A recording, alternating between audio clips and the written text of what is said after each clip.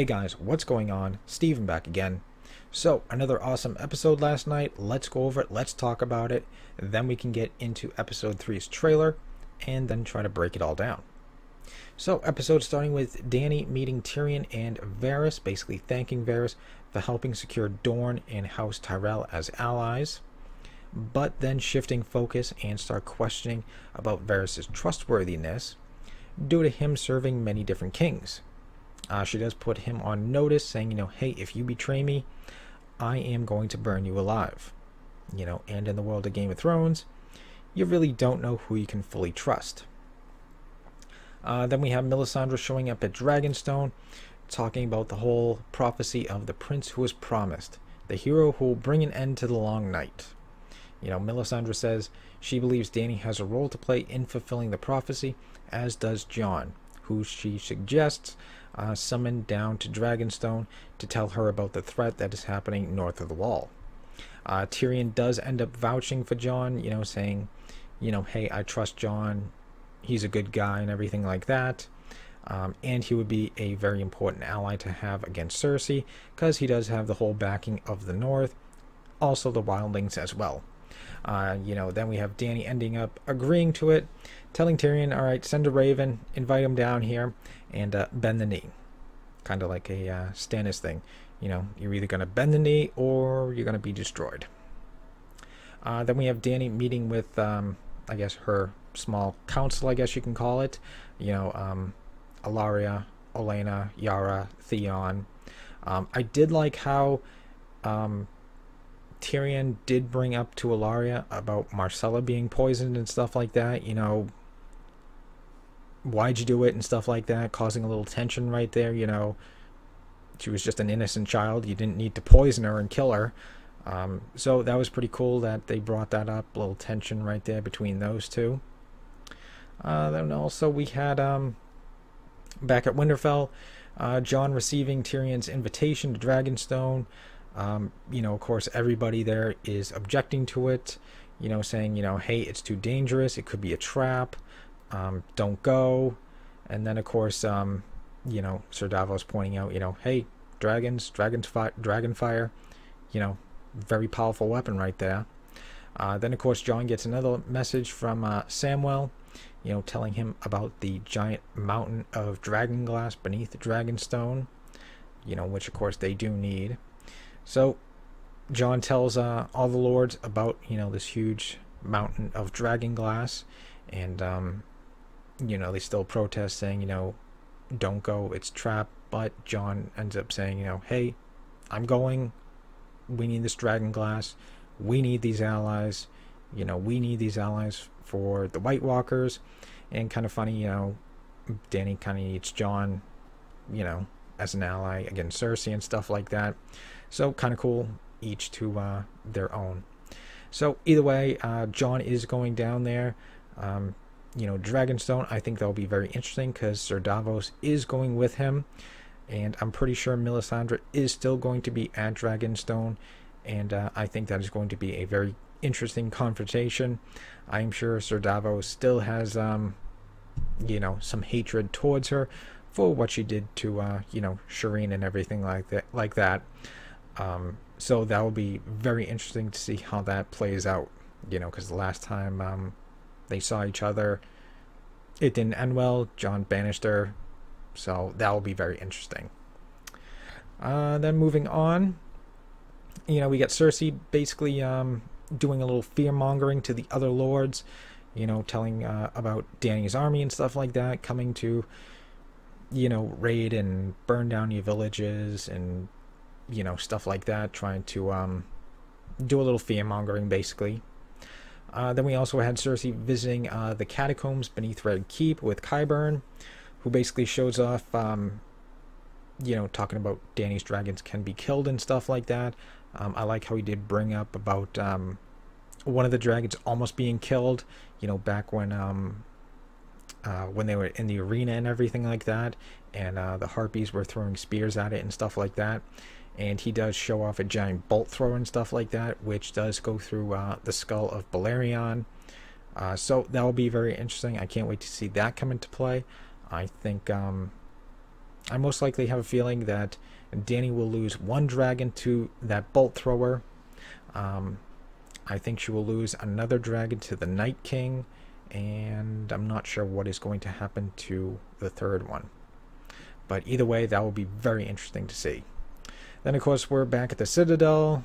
You know, Jorah and his grayscale is now getting worse and worse, covering, you know, his arm, shoulder, chest, and I think like most of his stomach, saying, you know, you got, you know, maybe about 6 more months before you start going crazy, and you got probably about another 10 to 20 years to live.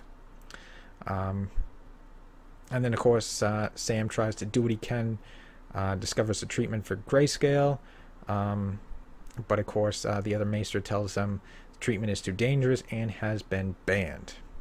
And then, of course, we get that, you know, nasty, disgusting scene of, you know, Samwell cutting away and the pus and ugh, which basically ends up turning into a hot pie. And then we also get that Aria sitting in a pub when she reunites with Hot Pie. So that's pretty cool that we did get to see that scene again. You know, pretty nice they got to reunite. You know, Hot Pie tells them about, you know, the whole Battle of the Bastards. You know, Winterfell has been retaken by Jon and stuff like that. The Boltons are dead. So pretty cool. Aria, you know, saying goodbye and heads north back home. And then, of course, we see her meeting up with Nymeria. You know, asking the direwolf to come home with her, but ends up turning away because she has her pack now. So I'm sure we'll probably see more of Nymeria later on. Maybe not this season, maybe in season 8 or something like that. So we'll have to wait and see. And then, of course, we get, you know, the most badass scene. Yara and the Iron Fleet basically being attacked by Euron, which was badass, even though Euron basically kind of cock-blocked Yara there when, you know, her and Ilario were about to, you know, kind of get it on there.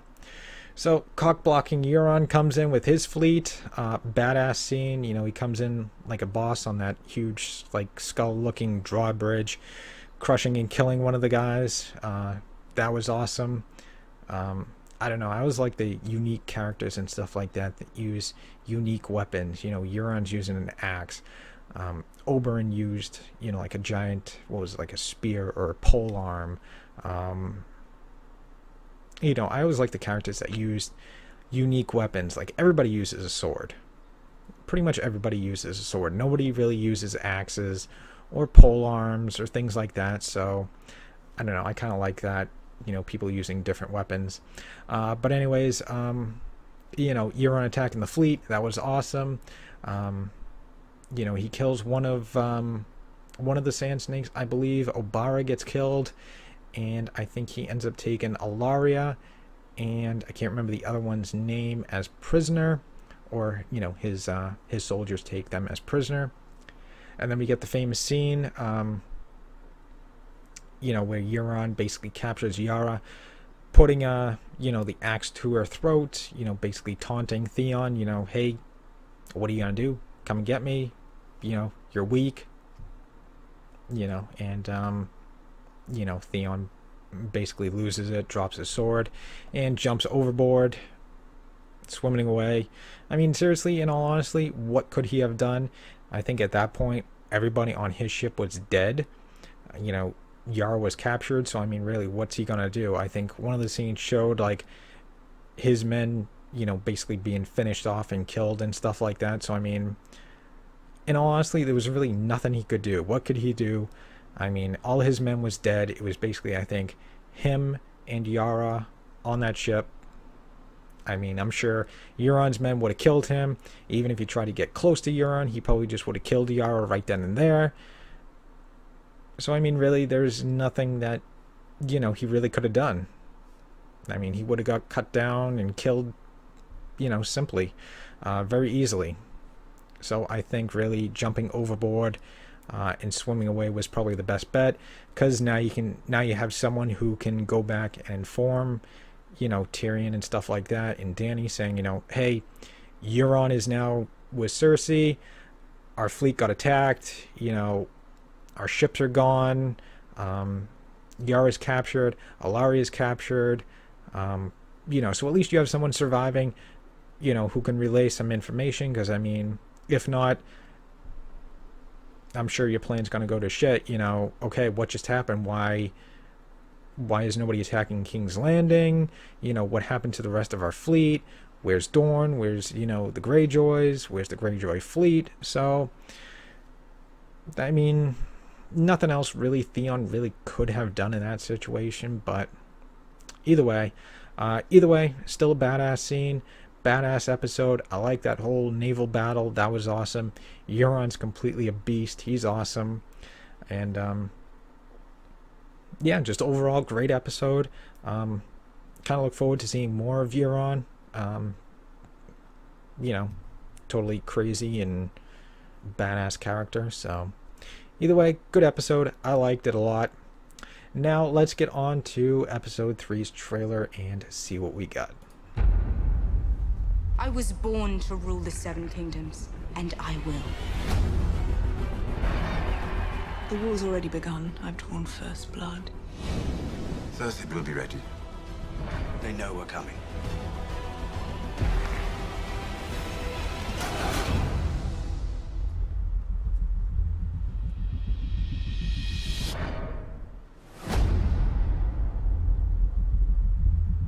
All right, so there is our trailer right there. Pretty cool. Short, but, right to the point. So we got the dragons flying around, basically been seeing that scene, in like every single trailer, basically. So we got Euron riding in, of course. As you can see, he's holding on to, I don't know, rope or leather strap, it looks like. So he's probably, bringing in, most likely, Yara and Alaria, and I think the other sand snake that was captured, I believe. Then we got Cersei talking about how she has drawn first blood, which, I mean, she basically did. She destroyed, Greyjoy fleet and everything like that. Then we have, most likely, I think this is going to be Theon. Yeah, Theon coming ashore, although I'm not sure how he gets in the boat and everything, so that will be very interesting. So I'm sure he's going to go back and say, hey, my crazy-ass uncle came and attacked. We lost half our fleet. Yara's gone. Alaria's gone. So we're kind of in trouble. And then we get this little scene of them walking. We got, the Unsullied getting ready to attack Casterly Rock. Then we got Jaime walking in Highgarden. So it looks like we're getting the Highgarden battle as well. Euron coming back to present his gift, if you will. At this scene, it's kind of like, hey, I got my gift. Dick in a box. No, I'm just kidding.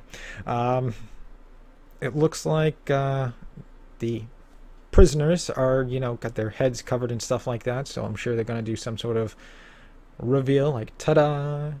Here's my niece. Here is, Alaria Sand. Alright, so we also have, Sansa walking away. The Unsullied coming into Casterly Rock. Basically the same scene we've seen in, I think, the Comic-Con trailer that we got. More of the Unsullied. Lannister archers taking aim. Lannisters and Unsullied going at it. And then we have Jon Snow and Sir Davos arriving at Dragonstone. And meeting Dany. Yeah, so that's basically it. Just a short little 30-second trailer, but either way, pretty cool. Looks like a lot of stuff is going to go down in this third episode. Looks like we are going to, have Jon and Dany finally meet. Euron is going to bring his gift. The attack on Highgarden and the attack on Casterly Rock as well. So either way, pretty cool. The episode is titled The Queen's Justice. So looks like Yara and Alaria and I think the other sand snake, I believe, gets captured. I forget her name. You know, are not going to have a happy ending, let's just say. I think that is going to be the end of them. How it's going to end, who knows. But anyways, hope you guys liked this video. If you did, hit that thumbs up button. That'd be awesome. If you guys like the channel, feel free to hit that subscribe button. You can follow me on social media. Links in the description box below. And leave me your thoughts and comments. What do you guys think? What were your thoughts on episode 2? You know, what do you think about Euron and his fleet attacking? What do you think about episode 3? What are you looking forward to the most? Are you looking forward to Jon and Dany meeting? Are you looking forward to the attack on Casterly Rock or the attack on Highgarden? Let me know. And what do you guys think is going to happen to Yara and Alaria, and I think the other third sand snake? I think that gets captured. Let me know what you guys think is going to happen to them. You know, do you think the mountain's going to have a little fun with them? You know, let me know. But anyways, stick around. More videos are on the way, and I will see you guys next time.